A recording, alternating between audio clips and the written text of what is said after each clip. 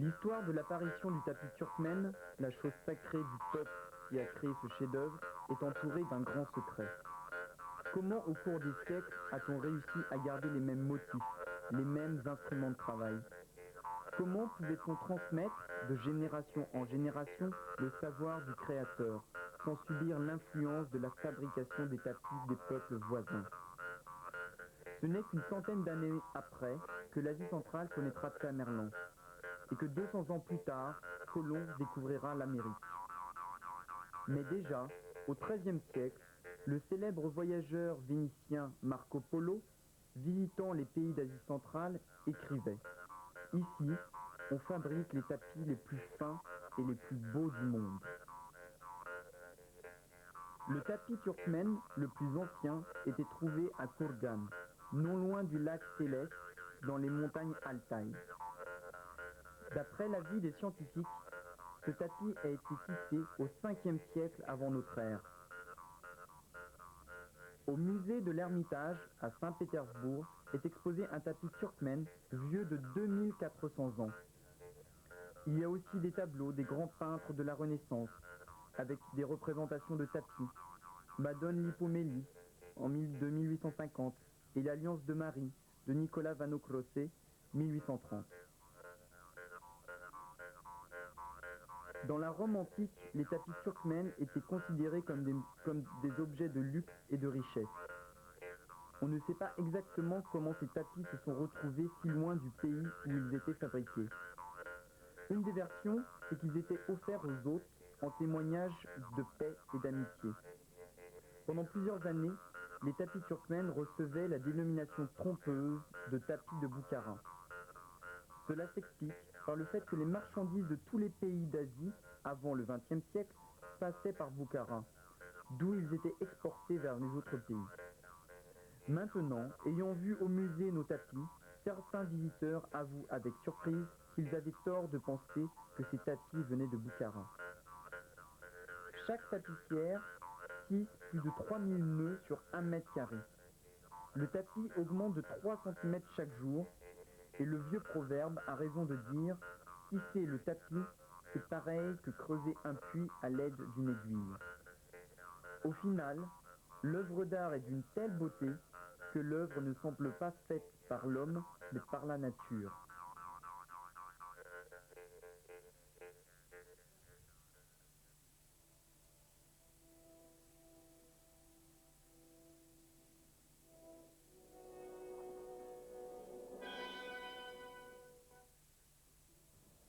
Au cœur d'Ashkhabad, il y a un mûrier vieux de 300 ans, mais qui semble tout à fait jeune en comparaison des tapis turkmènes.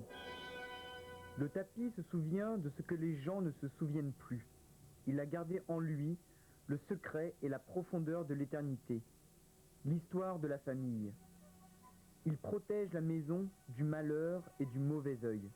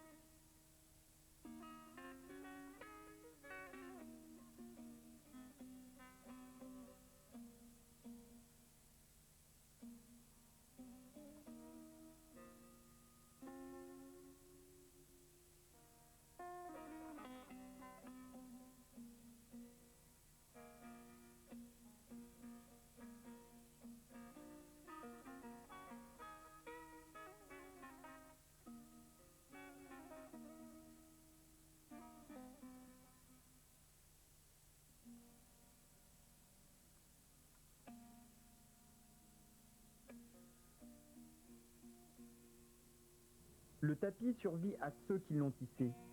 Et pendant les funérailles, on enveloppe la personne morte dans un tapis qui l'accompagne jusqu'à la tombe. Le tapis partage toujours la tristesse et la joie des gens. Ces ornements ont beaucoup à raconter. Leurs couleurs et leurs dessins ont un sens profond. Après avoir étudié ce sens-là, on peut lire l'histoire du peuple, apprendre les raisons pour lesquelles les habitants vivant sur la terre des civilisations anciennes de Parthie et de Mers n'ont pas été mélangés génétiquement avec les autres peuples.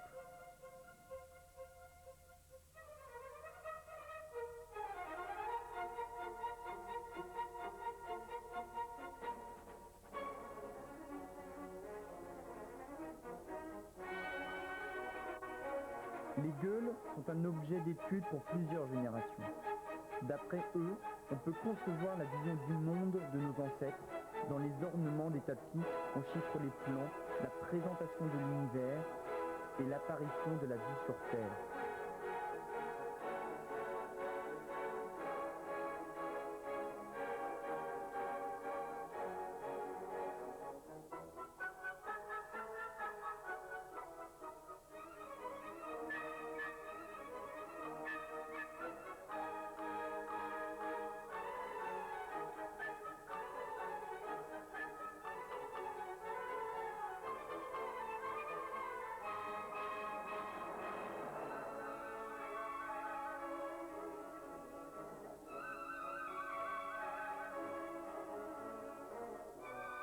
Les traditions historiques vivent jusqu'à aujourd'hui.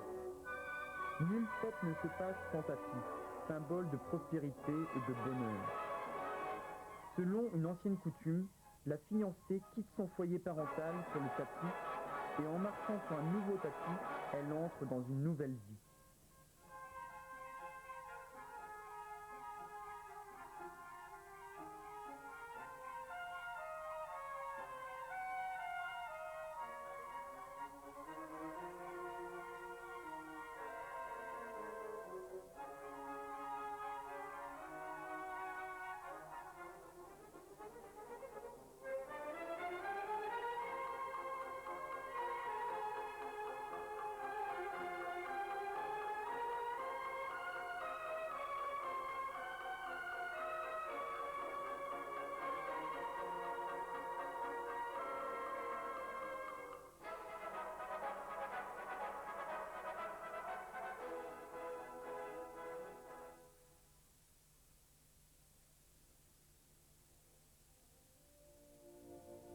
On apporte le nouveau-né à la maison et on le met sur le tapis.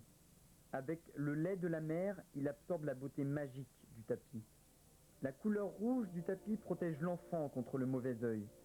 Elle personnifie le feu et les forces positives du foyer domestique.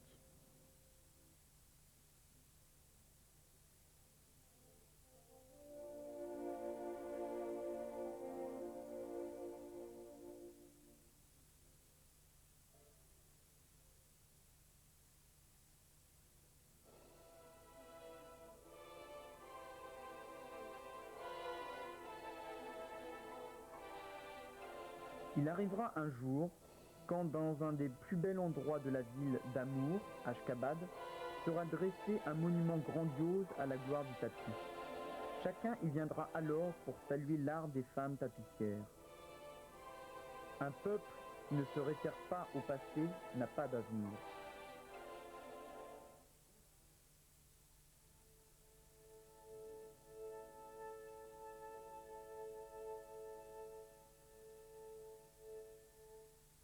À Ashkabad, on ouvre le musée unique du tapis turkmène.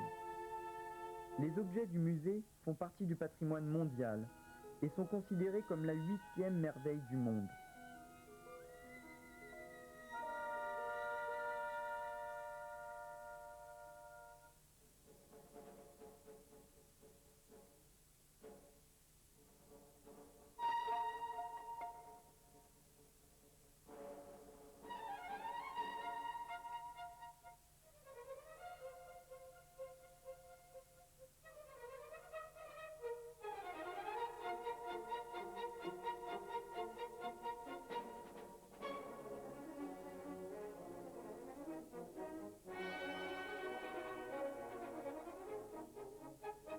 Tout le monde admire le plus grand tapis du monde, appelé l'âme des Turkmènes. 36 femmes l'ont tissé de l'été 1941 au printemps 1942, pendant les années difficiles de la guerre mondiale. La surface totale du tapis est de 195,5 mètres carrés. Son poids est de 865 kg. Malheureusement, plusieurs femmes sont déjà mortes. Notre mémoire garde leur nom. La fabrication d'un autre grand tapis est consacrée au 5e anniversaire de l'indépendance du Turkménistan. Il a été tissé par 38 meilleures tapissières de Balkan. Regardez ces personnes, retenez-les. Les futures générations admireront la beauté du tapis tissé par ces femmes.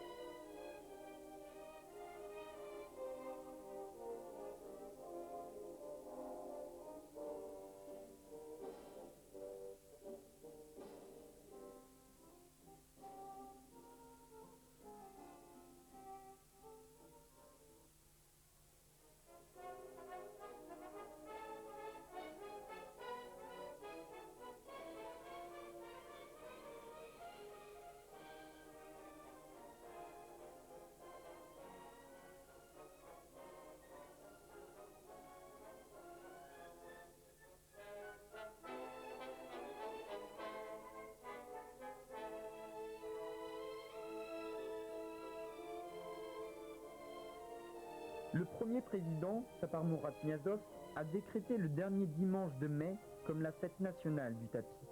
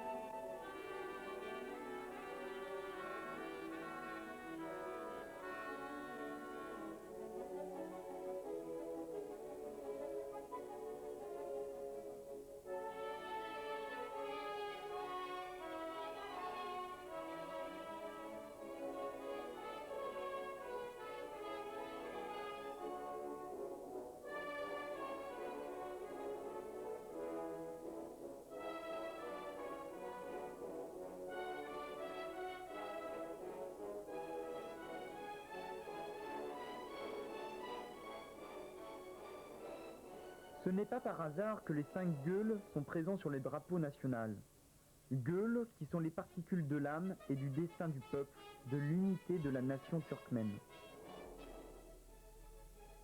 En continuant les traditions de la générosité, le président Sapar Murat Niyazov a offert un tapis tissé spécialement pour l'ONU à l'occasion de la 50e session de son Assemblée générale.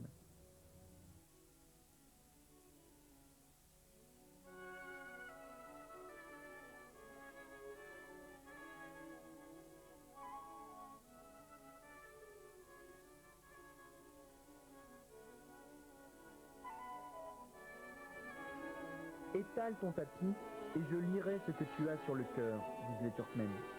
En étalant des tapis devant les visiteurs, le peuple découvre l'âme et l'hospitalité.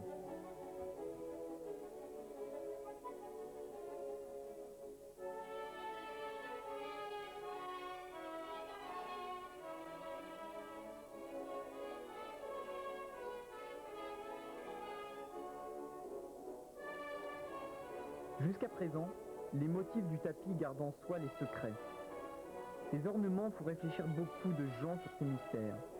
Peut-être nos ancêtres, premières tapissières, ont chiffré l'univers par ces tapis.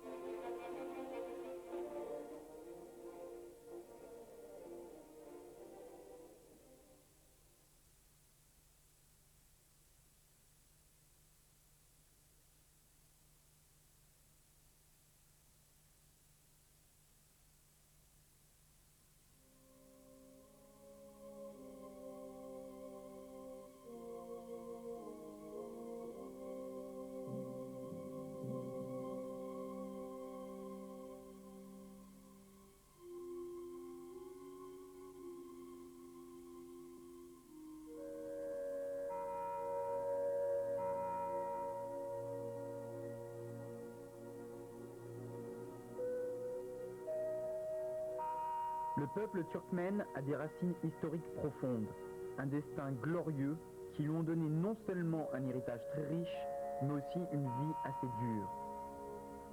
En faisant appel au passé et en l'étudiant, nous laisserons à nos descendants un testament gardant la mémoire du passé et permettant ainsi de mettre à jour les mystères de ces ornements particulièrement attachés aux symboles nationaux. Les savants du monde entier viennent tous les ans au Turkménistan assister aux conférences annuelles consacrées à l'étude des gueules, le nom de ces ornements en turkmène. On est surpris de constater que ces gueules, datant du 2e millénaire avant Jésus-Christ, sont parvenues jusqu'à nous sans grande modification. Il est probable que par le passé, ces ornements avaient une signification religieuse.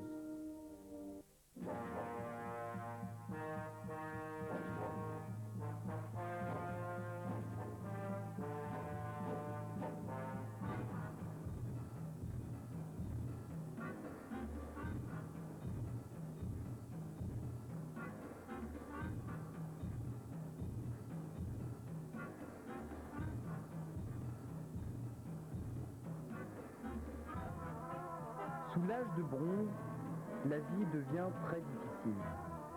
Le pays est touché par la sécheresse, la famine et les épidémies. Mais le peuple lutte courageusement.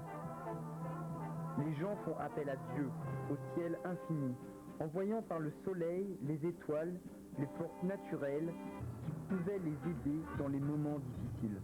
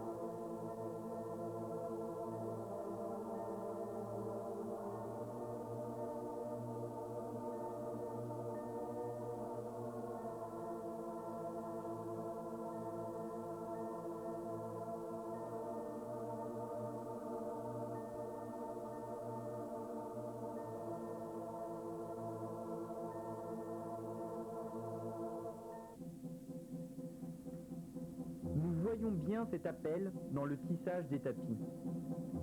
Ainsi, les premiers motifs apparaissent et deviennent le symbole de l'unité entre l'homme et la nature.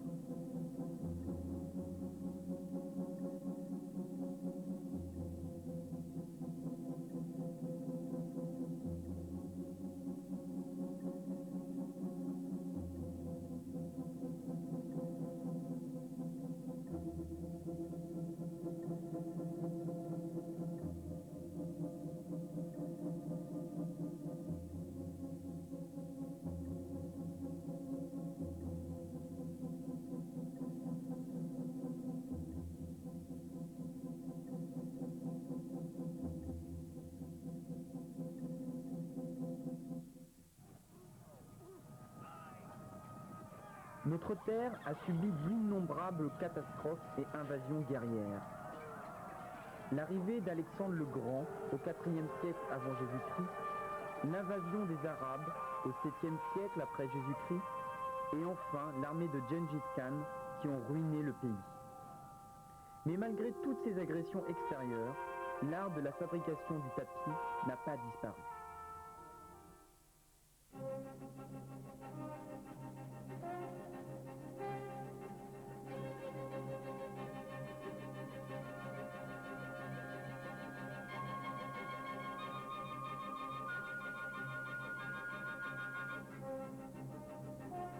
Le XXe siècle a apporté d'autres épreuves, les interventions militaires et la guerre civile.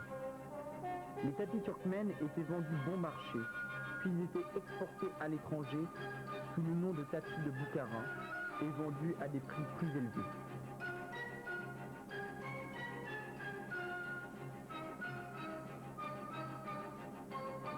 Après l'annexion du Turkménistan par l'URSS, le pays a eu la possibilité d'exposer ses tapis hors de ses frontières à partir de 1925.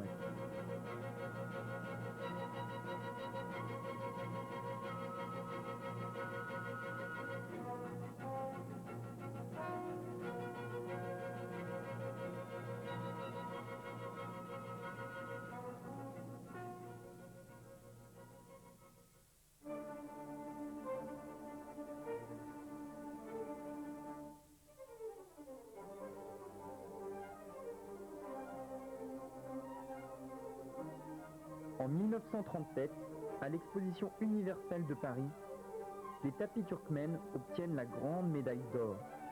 Les motifs font grande impression sur les organisateurs français. À l'exposition universelle de New York, les tapis turkmènes rencontrent le succès. Désormais, la gloire des tapis turkmènes ne connaît plus de limites géographiques. Les tapissières transmettent leur art de génération en génération. Malheureusement, les noms des premières tapissières restent inconnus.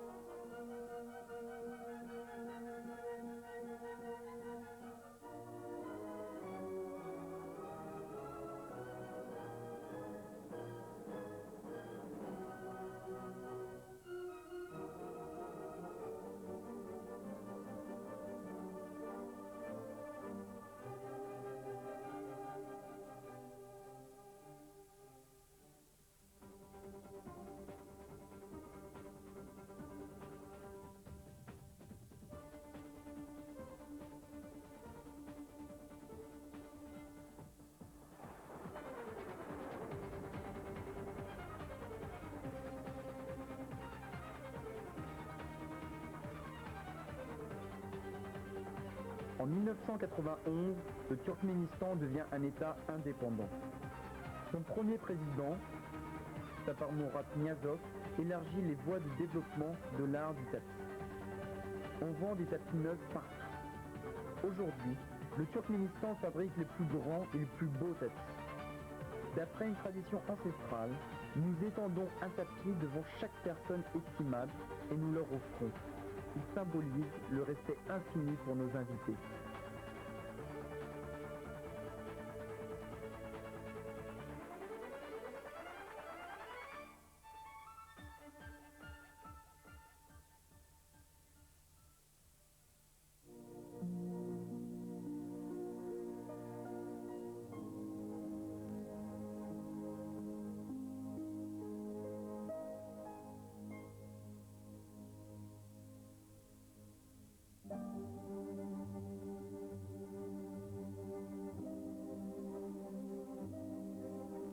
Quand on entend de loin les coups de Darak, l'âme se réjouit et l'humeur est bonne.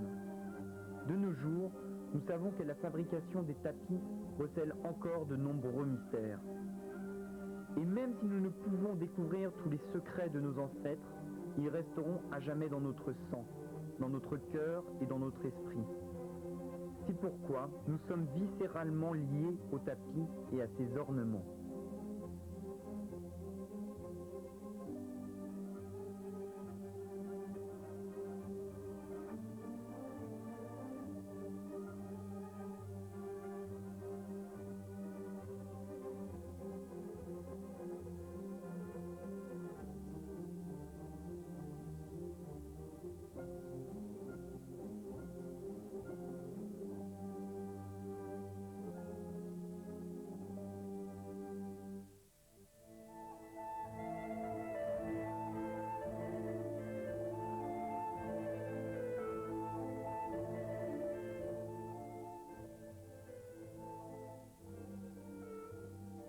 Dans chaque famille, dans chaque établissement scolaire, l'art du tapis est enseigné.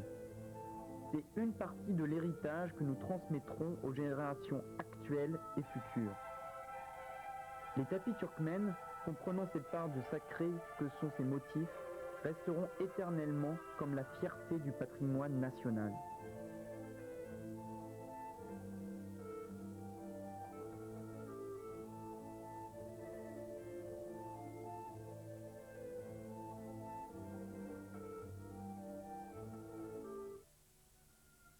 Celle que je défends. Mais ce dont je suis sûr, c'est que les motifs sacrés resteront encore intacts pour les générations futures.